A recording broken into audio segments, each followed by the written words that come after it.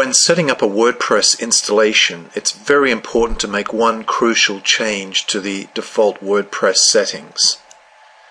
If we go into the dashboard of WordPress, we can see that there's a section under settings called Permalinks, and it's very important to change the permalink structure to the one that you see on your screen now, and that resource will be available in the downloads area of SEO Experts Academy. So let's have a look on a WordPress dashboard and see exactly what to do.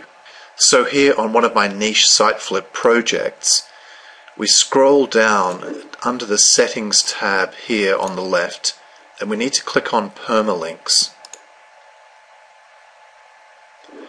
And by default, WordPress gives each individual post a very SEO unfriendly title, and we can see that up the top there. So I'm just going to engage that for a moment.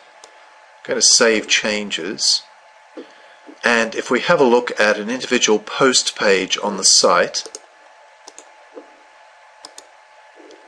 and click on the post, we can see up in the URL now that we've got a pretty unfriendly SEO-wise URL now, and by default WordPress does that, so we do need to make this important change.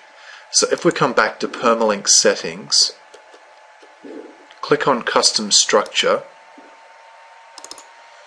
and use that particular syntax there, that will correct it. So then we save changes. I'll now come back and have a look at the post again. And we can see up here in the URL now we've got this keyword rich phrase at the end there. So that's the post title. In this particular case, TV stands for flat screens. Much better than a P equals 4 or the WordPress default setting.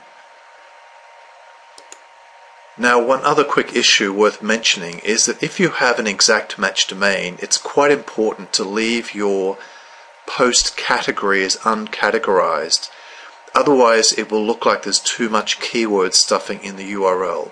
Let's revisit the niche site and I'll show you exactly what I mean.